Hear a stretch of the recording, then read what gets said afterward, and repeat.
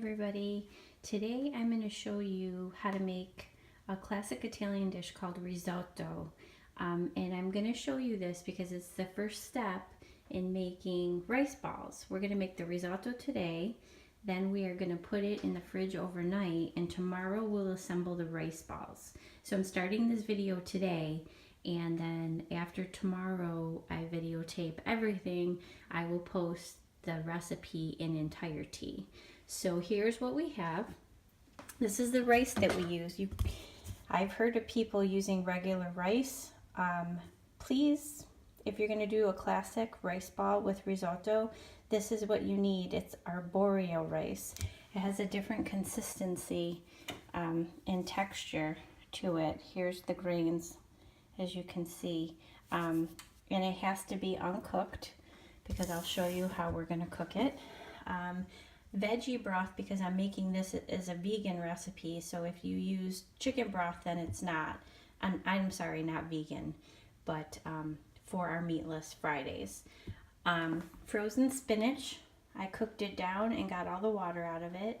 Parmesan cheese, we have extra virgin olive oil, we have white wine, we have an onion that's been minced in the food processor, black pepper and salt. So the first step, oh, and I'm going to show you what we did with the broth. We went ahead and warmed it up, and we're going to keep it here in our saucepan. So our first step is taking our olive oil. This is 1/4 cup. I'll post the recipe in its entirety. Okay, so next step to the olive oil, we are going to add our onions, and if you can see the consistency, I put them through the food processor so there's no chunks or anything. And I have my heat on number 6, which is a little bit higher than medium. If you're using a good pan, this is an Emerald, which is the same makers of Emerald is made by All Clad, and you're not supposed to put the temperature actually above medium. So we're gonna let this cook down for about 5 minutes. Okay, I just want to show you how the onions are simmering. Okay, so to our onion mixture, I just added our garlic, and I use the already minced garlic that's in olive oil. It comes in a squeeze bottle, because I just find it easier. And if you want to use regular garlic and mince it yourself, then go ahead. You're going to use about 3 cloves. I used about 3 tablespoons, because that's where you're going to get your flavor for your arancini in your risotto, with these onions and the garlic. And now we're going to let this simmer for another 5 minutes. Okay, so this has all been cooking down for about 5-6 minutes, and we're going to go ahead and we're going to add our arborio rice. Mix that all together. Okay, and then we're going to add our white wine. And we're going to add a pinch of salt. And we're just going to let this cook down. Okay, now at this point, you have to stay at the stove. You have to have something to stir your risotto with. I have this handy dandy spoon, and we're going to let this cook down for about 10 minutes, but you have to constantly stir it, because you know that rice is starchy and it will stick. So I'm going to stand here within the next 10 minutes, and I'm going to keep stirring. Okay, and while this is cooking down, I'm going to add some black pepper, probably about 1/2 teaspoon. Okay, so I just want to let you see what's happening with the rice. The rice is soaking up all the liquid, okay, and that's how the rice is going to cook. So it's not hard to make this, it is just time consuming, and like I said, you can't leave the stove once you start, so everything else has to wait. So we're going to let this cook another 5 minutes, and then I'm going to show you the next step, and just keep stirring, because it will start to stick if you don't. Okay, so all the liquid's pretty much soaked up here. So now it's time. We've removed our lid from our broth, and we're going to keep the burner on because we want it to stay hot. And we're going to add 2 ladles full of the broth. Okay, and I think you can see where this is going. There's still lots of broth in there. We're going to add 2 ladlefuls at a time, and we're just going to keep stirring. So it's usually about 10 minutes, and then after you see that the rice has soaked up all the liquid, you're going to add another 2 ladles, and this usually takes about 10 minutes in between. Okay, so you got a good half an hour of adding broth and stirring. And like I said, is it hard? No, it's not hard to sit here and stir. It's time consuming. That's it.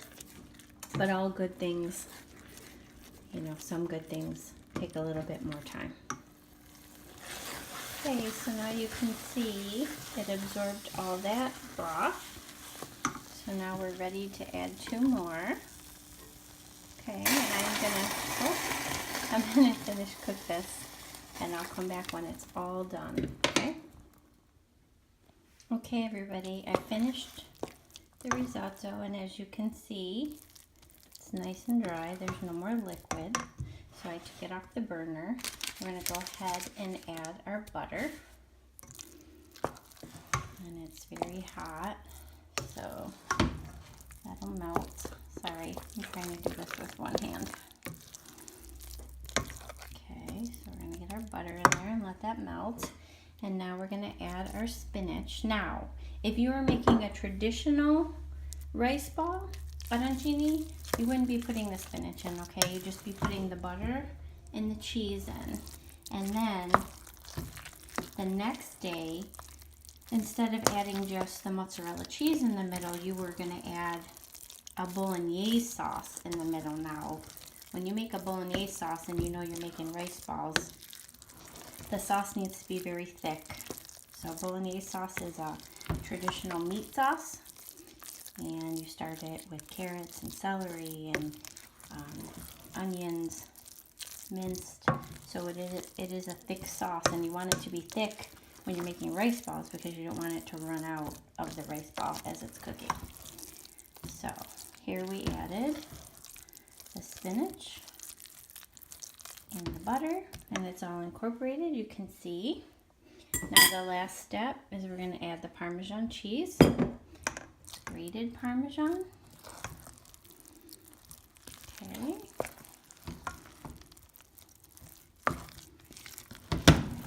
Get that all incorporated.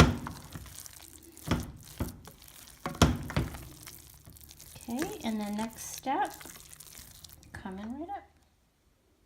Okay, everybody, I have a baking sheet here, and I lined it with parchment paper. And now I'm going to go ahead and put my risotto on there. Okay, so I went ahead and spread that, all the risotto on the baking sheet. I'm going to let it cool for a couple minutes because it's really hot right now. Then I'm going to cover it with saran wrap, your cling wrap, so it doesn't get a film on it. And I'm going to put it in the fridge until tomorrow. So I'll be back tomorrow to show you how to put the arancini together. Hi everybody, day 2 of my rice balls. So as you can see, I just took this out of the fridge, and it's nice and solid.